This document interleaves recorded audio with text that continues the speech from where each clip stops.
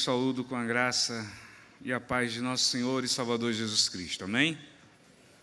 Nós louvamos a Deus por esse santo dia, esse dia que fez o Senhor, esse dia onde, como Assembleia Solene, estamos reunidos, já adoramos por meio do louvor, nós oramos e agora nós vamos ouvir a palavra de Deus. Esse momento importante, como diziam os puritanos, a leitura da mensagem, a exposição da palavra é o ápice do culto.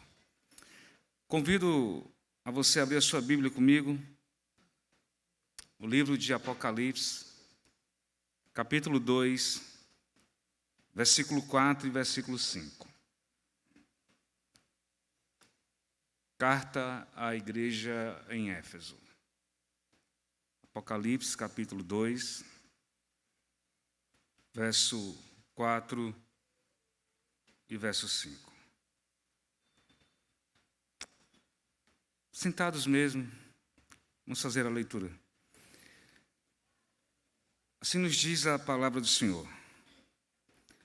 Tenho, porém, contra você o seguinte: você abandonou o seu primeiro amor. Lembra-te, pois, de onde caiu, arrependa-se, volte à prática das primeiras obras. Se você não se arrepender, virei até você e tirarei o seu candelabro do lugar dele. Amém? Curve sua cabeça, vamos fazer uma breve oração. Senhor, a palavra é tua, a igreja é tua. Nós estamos aqui, Senhor, para ouvir a tua voz por meio da exposição da tua palavra. Fala-nos, porque precisamos ouvir. Repreende-nos, se assim for necessário. Consola o coração que necessita de consolo e traz, Senhor, a toda a tua igreja a revelação de tua palavra, em nome de teu Filho Jesus Cristo. Amém. Amém. Meus amados irmãos, já há 2 domingos, em especial no período da noite, eu tenho tocado em um tema que eu julgo necessário, não especificamente para a nossa igreja, mas como um todo. Eu tenho falado sobre revitalização de igrejas. E isso brotou em meu coração já faz algum tempo, talvez pelo curso que eu faça na área de revitalização e multiplicação de igrejas.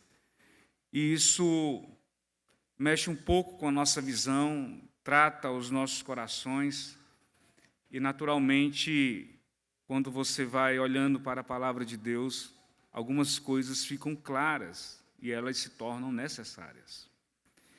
E quando se trata de revitalização de igrejas, não pense que a revitalização é apenas na estrutura, mas a revitalização também tem a ver com a nossa vida espiritual, com a nossa caminhada com o nosso Senhor e Salvador Jesus Cristo.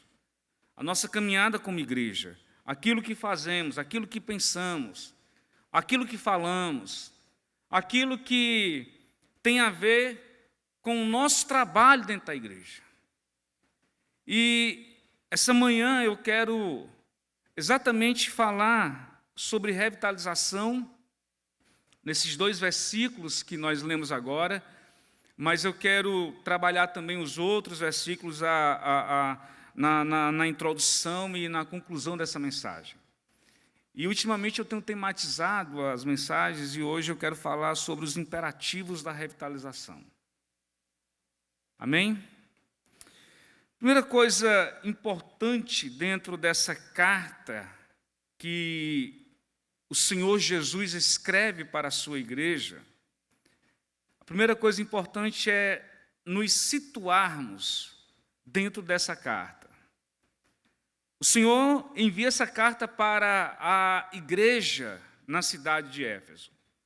Nessa cidade estava uma das 7 maravilhas do mundo, que era o templo da deusa Diana. Um local hostil, uma cidade que por ela passava-se o comércio, por isso ela era tão visitada. Mas diz-nos a história, e principalmente o livro de Atos dos Apóstolos, que essa igreja em Éfeso foi fundada no ano 53 depois de Cristo, talvez na viagem de retorno do apóstolo Paulo, vindo da cidade de Jerusalém. Há relatos que indicam que os habitantes de Éfeso passaram a ouvir o evangelho do Senhor Jesus na segunda viagem missionária de Paulo, como descrito em Atos dos Apóstolos, capítulo 18, versículo 19. Nessa viagem missionária, Paulo conhece um casal, e esse casal torna-se muito importante para a igreja na cidade de Éfeso, a saber, Áquila e Priscila. Conta nos Atos, capítulo 18, do verso 20 ao 21, que eles são importantes na evangelização daquela cidade. Paulo, conforme descrito em Atos, os deixa em Éfeso. O casal fica na cidade até o ano 55 depois de Cristo. Depois eles vão até Roma, organizam uma igreja dentro de sua casa. É importante também trazermos à nossa memória que essa igreja de Éfeso teve como figuras importantes no seu pastoreio homens de grande expressão no Evangelho. Dentre eles, nós temos o grande orador, chamado Apolo, oriundo de Alexandria, no Egito, grande pregador, eloquente pregador, um homem que, quando falava, chamava-se a atenção pelo seu discurso.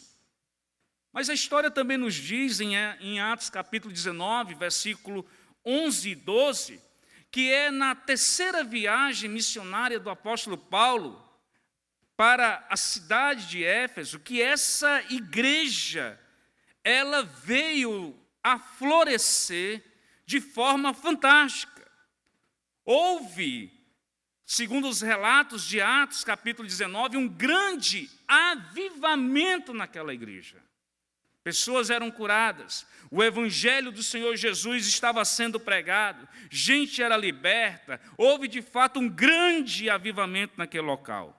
E essa igreja, por esse avivamento, por tudo que o Senhor fez com ela, torna-se uma igreja missionária, porque é através dessa cidade que outras cidades são alcançadas. Alguns chegam, inclusive, a dizer que a igreja de Éfeso, a cidade de Éfeso, torna-se o grande quartel-general do apóstolo Paulo e dos demais pastores que ali passaram. E não foi qualquer pastor. Passa-se naquela cidade, naquela igreja, homens como o próprio apóstolo Paulo, homens como Timóteo, homens como João, que assume o púlpito daquela igreja após a morte de Paulo, Priscila e Áquila. Nos relatos da igreja do primeiro século, em especial nos pais da igreja, que homens eloquentes assumiram o púlpito daquela igreja. Porém, irmãos, essa igreja, além de ser missionária, essa igreja, além de ser uma base, um quartel-general para o evangelho, nos relatos do verso 1 ao verso 3, dessa carta que Jesus envia à sua igreja, nos deixa claro também que essa igreja tem marcas importantes que a elegem como uma igreja verdadeira, uma igreja cristã. Por exemplo, acompanhe comigo a leitura do verso 1 ao verso 3.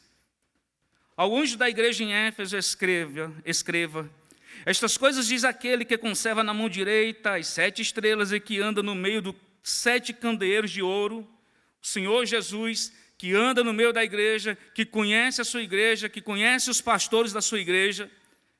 Versículo 2: conheça as obras que você realiza, tanto o seu esforço como a sua perseverança. Sei que você não pode suportar os homens maus e que pôs à prova os que se declaram apóstolos e não são, e descobriu que são mentirosos. Vocês têm perseverança e suportou por causa do meu nome sem esmorecer.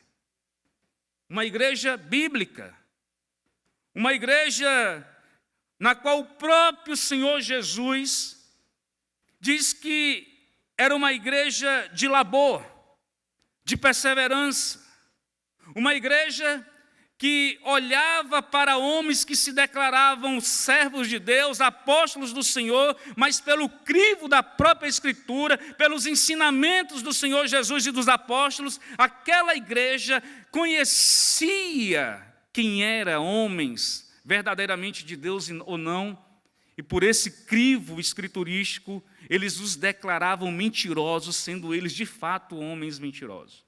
Uma igreja que persevera, que suporta provas por causa do nome do Senhor Jesus. Talvez esteja se relatando aqui a perseguição que os cristãos, eles no primeiro momento receberam por causa do próprio templo da deusa Diana, de toda aquela adoração, de todo aquele desejo por uma adoração errada, e quando o evangelho é pregado, naturalmente as pessoas eram perseguidas. Jesus conhece a sua igreja. E essa igreja suporta homens maus. Porém, o versículo 4 e o versículo 5 diz que, apesar de Jesus conhecer a sua igreja, o esforço da sua igreja, a ortodoxia da sua igreja, ele tinha algo contra aquela igreja.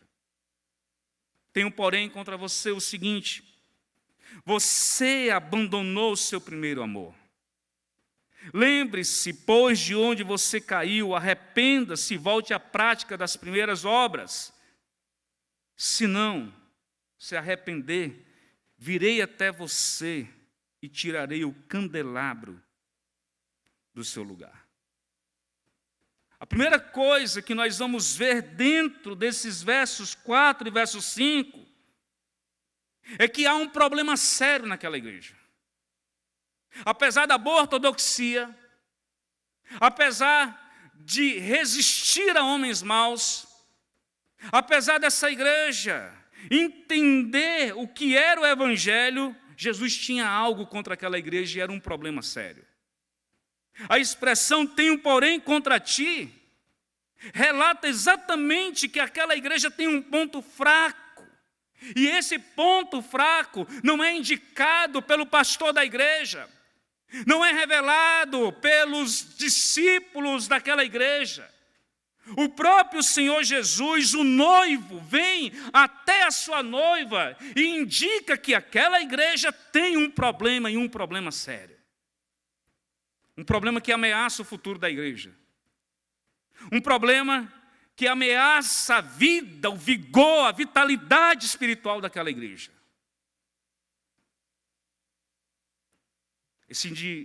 Essa expressão, tenho porém contra ti, indica que naquela igreja há problemas, na realidade nas 7 igrejas, há problemas morais e espirituais. E há aqui um problema espiritual muito sério nessa igreja. Qual era o problema? Não era um problema de desvio doutrinário. Não era um problema de teologia da prosperidade. O próprio noivo, ao indicar que há um problema, ele nos diz exatamente qual era o problema daquela igreja. Aquela igreja abandonou o primeiro amor. A igreja, mãe das demais, a igreja que passa por um avivamento na descrição de Atos dos Apóstolos, capítulo 19, a igreja que é o quartel-general do apóstolo Paulo, a igreja que tem homens que pregam no seu púlpito, que são homens não só pela eloquência de Apolo, não só pela disposição de Áquila e Priscila, não apenas pelo esforço do apóstolo Paulo, pelo amor do apóstolo João, pela dedicação de Timóteo, essa igreja que teve homens de grande expressão, tornara-se insensível, porque abandonou, deixou o seu amor, o primeiro amor. Um grande teólogo chamado Osborne afirma que esse abandono ao primeiro amor tem a ver com a luta constante da igreja contra falsos mestres. O seu ódio pelo ensino herético, que inclusive vai ser elogiado, porque Jesus diz assim: eu também odeio aquilo que vocês odeiam, que são as obras dos nicolaítas. Essa igreja torna-se insensível, áspera com os demais irmãos. Matthew Henry diz que, além de esquecer essa vitalidade essencial para a igreja, que é o amor horizontal e vertical, ele diz também que aquela igreja não simplesmente abandona esse amor, essa igreja perdeu o seu fervor inicial. Ela perde a sensibilidade pelo evangelismo, ela perde a sensibilidade pelas missões, ela perde a sensibilidade em buscar o perdido por meio da pregação do evangelho de Jesus. Ora, se essa igreja perde o amor, se ela abandonou o primeiro amor, naturalmente o perdido não é mais alvo dessa igreja. E meus irmãos, ainda falando, Osborne diz que essa igreja amava mais a sua luta contra as heresias do que o próprio Cristo Jesus. Ela amava mais a ortodoxia, o seu trabalho em descobrir quem eram homens, ou quem eram os homens mentirosos que se declaravam apóstolos. Alguém ainda diz que o amor a Jesus Cristo por essa igreja fora substituído pelo amor às obras, pelo amor ao seu trabalho. O noivo, Cristo Jesus, conhece a sua igreja. Um outro certo escritor diz que essa igreja abandonou o primeiro amor e substituiu o amor de Cristo pelo zelo doutrinário. Ele diz o seguinte: pode uma esposa ser fiel ao seu marido sem amá-lo com toda a devoção? Foi o que essa igreja de Éfeso estava fazendo. Na realidade, foi o que aconteceu com ela. Ela, como a noiva de Cristo, mostrou a sua fidelidade a Jesus, mas não com um amor fervoroso, por uma obrigação resultado da sua simples ortodoxia, sem a ortopraxia, sem a vida diária, sem a paixão, sem a piedade. Essa igreja estava com problemas. Ela perde o seu vigor, ela perde o seu fervor. O amor é o combustível para a unidade, e a unidade é o combustível para o avivamento. E essa igreja perdera o seu fervor, a sua unidade estava em perigo. Ela perde a sua identidade como uma igreja fervorosa, uma igreja missionária e uma igreja que se tornara exemplo para as outras igrejas. Essa igreja, por meio dessa igreja, o evangelho alcançou outras cidades. E agora ela está presa, simplesmente dizendo quem é apóstolo e quem não é. Passou por um momento de perseguição e suportou. Mas é interessante que o noivo que conhece a sua igreja, o noivo que conhece a sua amada, que indica o problema, também indica a solução dessa igreja, para essa igreja. Ele nos diz exatamente qual é a grande solução para esse problema. Versículo 5 nos diz o seguinte: lembra-te, pois, de onde você caiu, arrependa-se e volte à prática das primeiras obras. Ele dá àquela igreja o remédio necessário. Na receita, ele é direto, ele não vai comer pelas beiradas, ele não vai arrodear, ele vai direto à solução, porque aquela igreja doente precisava de um remédio. E o remédio começa, primeiro, lembra-te, pois, de onde caístes.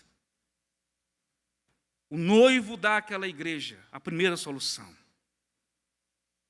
Eis aqui um imperativo no tempo presente que chama a igreja para uma conduta, que convida a igreja para uma responsabilidade, que chama a igreja para uma revitalização.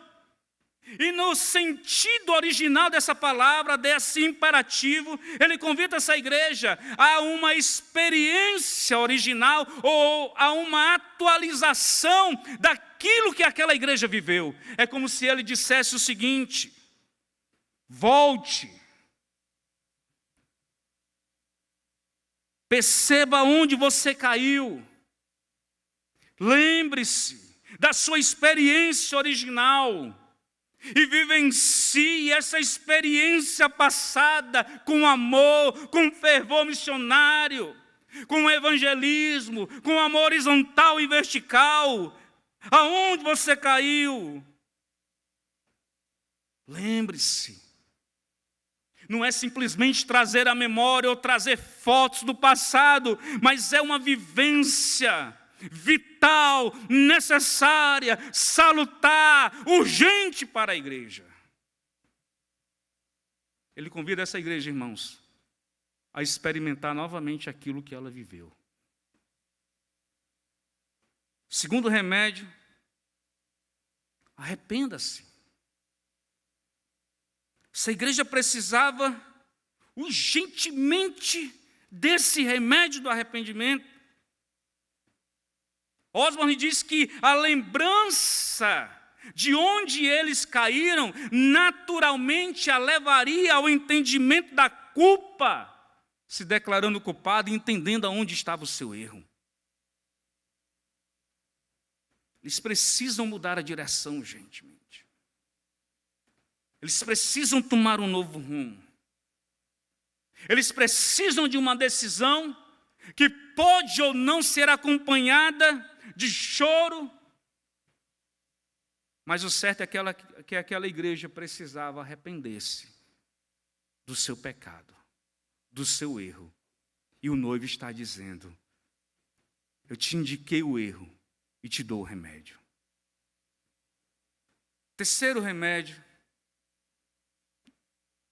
volte à prática das primeiras obras. As obras, ou as práticas, estão para o ato de amar. Ame uns aos outros. Parece que essa igreja esqueceu o grande mandamento que Jesus havia dado a ela. Parece que essa igreja esqueceu o verbo amar.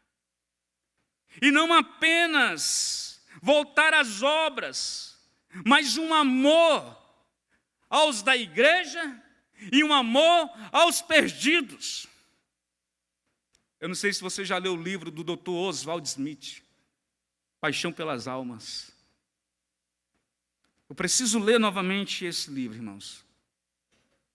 O meu coração se encheu de um fervor, porque parece que existe um momento na nossa história que ficamos tão ligados com a vida da igreja, o que acontece com ela, que esquecemos de amar os perdidos, orar por eles e ir atrás deles. Como alguém disse, a ortodoxia sem a ortopraxia é uma religião morta. Volte a ser fervorosa, era o que Jesus estava dizendo para aquela igreja. Mas ele não apenas indica qual é o problema, ele não apenas diz qual é o remédio, ele diz para a sua noiva, e lhe dá uma advertência caso a noiva não arrependa-se do seu pecado. E essa advertência, ela é dura demais, mas necessária demais também. Acompanhe comigo. Se você não se arrepender, virei até você e tirarei o seu candelabro do lugar dele. Um candeeiro ou candelabro é feito para brilhar. Se ele não brilha, ele é inútil e desnecessário. Ao que tudo indica, essa igreja estava perdendo o seu brilho. Ao que tudo indica, essa igreja na cidade de Éfeso, outrora missionária, evangelística, que amava os perdidos, que serve de quartel-general, que serve do apóstolo Paulo, que tem homens como pastores de grande expressão, perdera o sal, perdera a sua identidade para o qual ela foi chamada. Em outras palavras, essa advertência de Jesus Cristo de Nazaré à sua igreja indica que ao perder a sua posição, ela corre um grande perigo de perder a sua essência. Não é que ele vai tirar ela de uma cidade e colocar noutra, mas vai entregar essa igreja para que ela viva conforme a sua ortodoxia, a cultura e tudo mais. Ela não tem mais o cheiro de santidade, ela não tem mais o cheiro do Senhor, ela não exala mais o bom perfume de Cristo.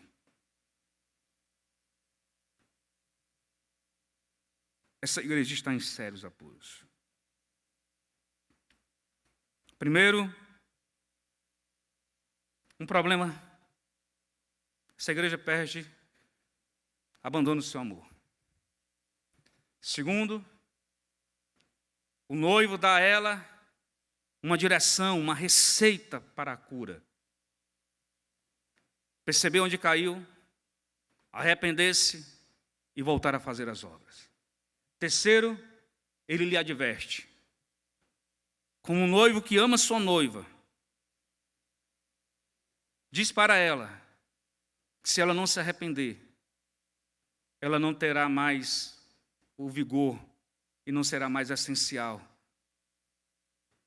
para evangelizar, para discipular, porque perderá a sua essência. Meus irmãos, diante dessa breve exposição, gostaria de fazer algumas aplicações dentro do tema que nós propomos essa manhã. Os imperativos da revitalização. Me sustentarei em especial no versículo 5, mas isso não quer dizer que não tocaremos nos versículos anteriores e posteriores. O primeiro imperativo para a revitalização e necessário para uma igreja que precisa revitalizar o seu fervor, que precisa voltar a ser o grande quartel-general do Evangelho de Jesus Cristo, que tem a essência, o bom perfume de Cristo para alcançar os perdidos, para fazer aquilo que o apóstolo Pedro nos diz, amar sem fingimento, é lembrar aonde caiu. Lembra-te, pois, de onde caístes. Você vai lembrar que a ideia dessa expressão na qual Jesus Cristo, o noivo, pede para que João escreva, é que ela precisava atualizar-se no sentido de voltar a viver as experiências que ela viveu. Se ela era uma igreja missionária, ela precisa voltar. Se ela era uma igreja que amava o perdido, esse amor precisa voltar ao coração dos crentes daquela igreja.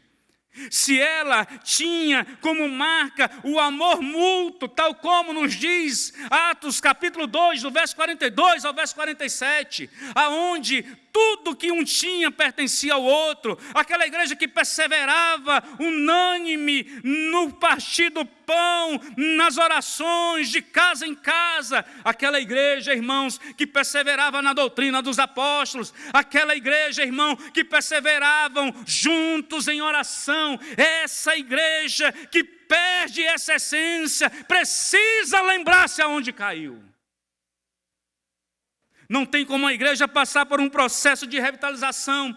Não tem como eu e você, crentes em Jesus, sermos revitalizados pelo Espírito Santo, se não pedirmos a Ele para nos mostrar aonde nós caímos. Por que nossa vida está assim? Por que eu não tenho mais aquele amor pela igreja, uns pelos outros? Essa pandemia revelou exatamente essa verdade. Fomos tirados da igreja, colocados dentro da nossa casa. E após o retorno, ainda tem gente que não voltou para o convívio. Ainda tem gente que está em casa, que assiste os cultos pela televisão, mas nada melhor do que o contato com o outro, o calor, nada melhor do que respirar a unidade em Cristo Jesus. Lembra-te, pois, onde caístes. Em qual momento essa igreja perdeu o seu fervor? Em qual momento, em qual ponto da caminhada a igreja do Senhor Jesus passou mais a amar a ortodoxia do que a piedade? Em qual momento ela se sustenta mais em livros teológicos do que a experiência com o céu? Em qual momento a igreja deixou de amar os perdidos e não se amam mutuamente? Lembra-te, pois, onde caístes. Lembra-te, pois, onde caístes. Veja, irmãos, essa igreja é forte doutrinariamente. Ela é uma igreja forte. E Jesus começa dizendo: eu conheço as tuas obras. Indicando para aquela igreja: eu sei quem você é. Conheço o teu deitar, eu conheço o teu levantar. Eu conheço o íntimo quando ninguém mais sabe. Os meus olhos são como chamas de fogo, que enxerga o coração fingido, que sabe exatamente que amamos mais a ortodoxia do que uma vida de piedade. Ele sabe quem eu e você somos. Não é a roupa, não é a pintura, não é o adorno que lhe chama a atenção. É o que está dentro de nós. Ele conhece a chama que se apagou quando muitas vezes nós achamos que está acesa. Precisamos saber aonde nós caímos. Para revitalizar é necessário saber qual foi o meu pecado. Oh, irmãos, ontem, meu coração se acendeu. Um momento tão simples, tão pequeno. Com isso eu não quero dizer que o nosso coração não se acende com a ortodoxia. Com isso eu não quero dizer que o nosso coração não se aviva com os estudos. Mas alguém já dizia que a igreja nem pode ser 100% estudos e nem 100% missionária. Ela precisa de um equilíbrio. E Jesus mostra que essa igreja precisava de um equilíbrio, porque ela perdera o amor. E ontem, como eu falava, um momento tão pequenininho, saímos aqui para evangelizar.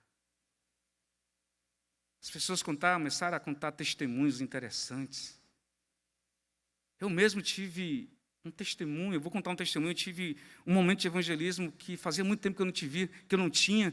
Um homem de 51 anos de idade, que nunca pegaram numa Bíblia e nunca leram uma Bíblia aqui do nosso lado. Aqui, um senhor de 51 anos de idade.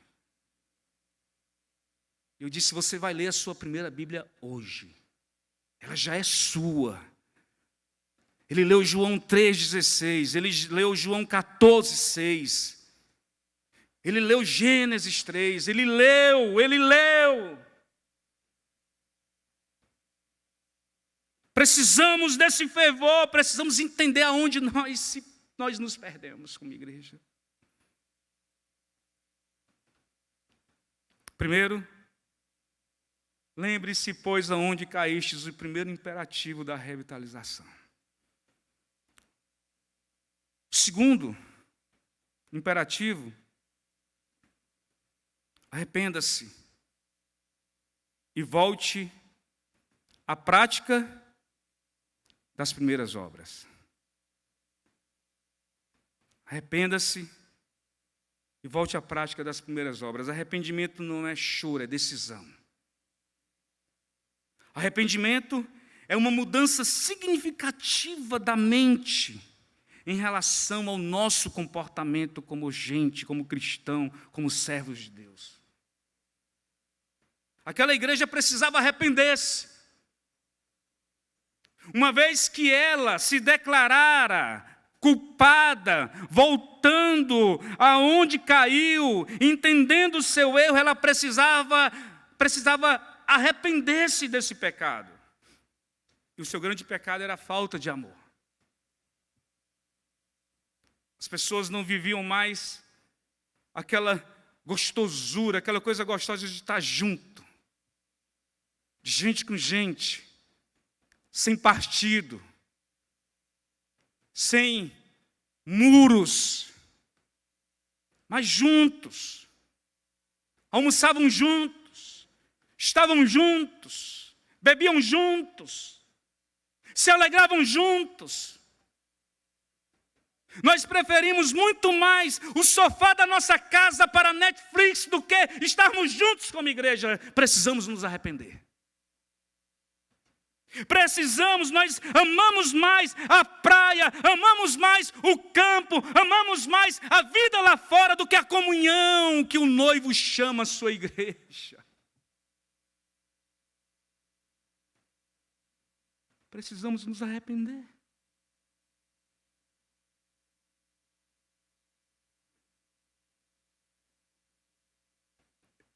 Eu dei aula em um seminário em Russas. Você entra dentro do mato e vai de mata dentro. Eu não sei chegar lá sozinho, o irmão tinha que pegar eu e a família. Nós íamos na sexta-feira e voltávamos no domingo. Passava o dia dando aula lá.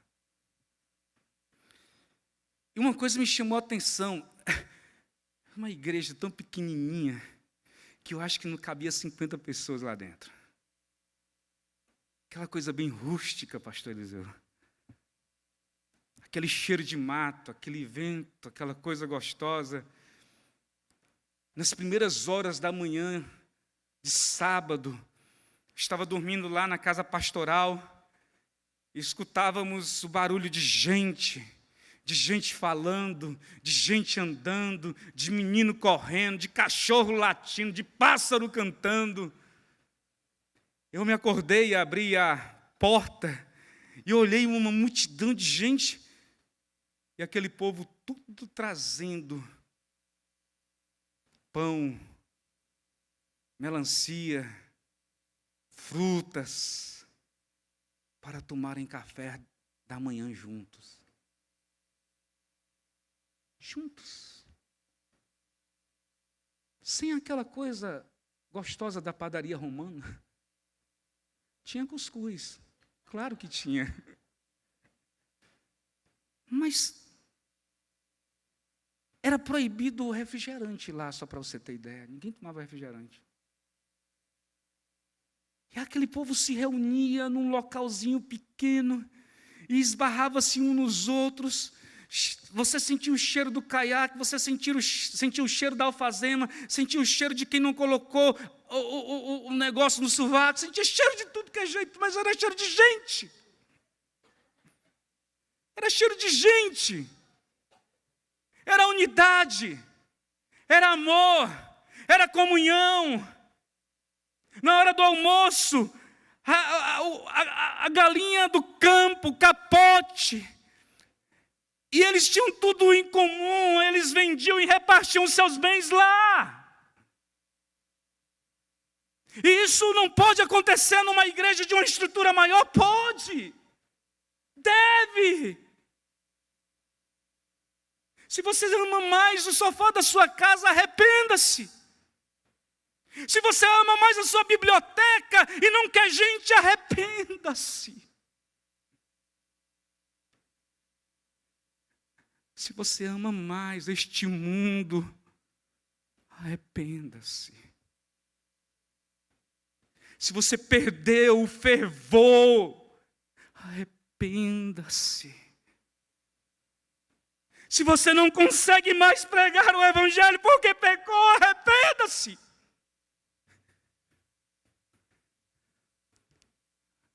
Se nós, como igreja, perdemos o desejo de estarmos uns com os outros em grupos pequenos, em discipulado em vida, arrependa-se. Ainda dá tempo. O noivo não voltou, mas ele está às portas. Arrependa-se. Essa igreja precisava arrepender-se porque ela se esfriou. Quando você volta os seus olhos para a história da igreja, houve um momento em que a igreja reformada, ela perdeu a sensibilidade do avivamento e do evangelismo. Quando a América foi descoberta, inicialmente não houve nenhuma empreitada da igreja reformada para o evangelismo, mas os católicos entenderam a necessidade. Evangelizaram, discipularam os índios, colocaram, fincaram as suas raízes. Mas a igreja despertou, a igreja se arrependeu e enviou os huguenotes para o Brasil. Você conhece a Confissão de Fé de Guanabara? Homens que dedicaram a sua vida, porque a igreja entendeu a necessidade do avivamento, do evangelismo e da missão. Foram mortos, jogados. A eles foram dados 12 horas para que se arrependessem, e em 12 horas eles fizeram uma confissão, declarando que Jesus Cristo era o Senhor, falando sobre matrimônio, falando sobre vida, sobre fé. Aquilo aqueceu o coração daquelas pessoas. Quando a igreja se arrepende, o avivamento desce. Quando a igreja se arrepende do seu pecado, o avivamento desce. Precisamos nos arrepender e voltar à prática das primeiras obras. Jeremias disse: quero trazer à memória aquilo que me dá esperança. Volte à prática das primeiras obras, disse o noivo para a noiva. Eu não sei, e agora eu trato especificamente da igreja onde eu estou, a serviço de Jesus e de seu pastor aqui na terra, pastor Eliseu, no projeto que ele tem, na direção que ele tem dado a essa igreja e tem buscado. E esse projeto tem tudo a ver com voltar à prática das primeiras obras. Basta você, igreja do Senhor, pegar ou largar. Mas eu não posso terminar essa mensagem sem antes falar que há um julgamento forte. O primeiro imperativo, claro, da revitalização É lembrar onde caiu. Segundo, arrepender-se. Terceiro, voltar à prática das primeiras obras. Mas há um imperativo. Há, na realidade, um julgamento final para essa igreja. O noivo diz para a noiva: se você não se arrepender, eu removerei o candeeiro do seu lugar. E para que juízo maior para uma igreja quando ela perde a sua identidade? Que juízo maior há do noivo para a sua noiva quando ela não é mais essencial aonde ela está? Que juízo maior é para a sua noiva, para a igreja, quando alguém passa e não sente desejo nenhum de entrar? Que juízo maior é para a igreja quando perdemos o amor uns pelos outros e perdemos o desejo de buscar os perdidos. Jesus não tira a igreja física do lugar, mas Ele traz uma palavra de juízo à sua igreja. Eu retirarei o sal e a luz, Ele mesmo se afastará da sua igreja. Que Deus se apiede de nós. Que Deus tenha misericórdia de nós. Que Deus possa nos abençoar.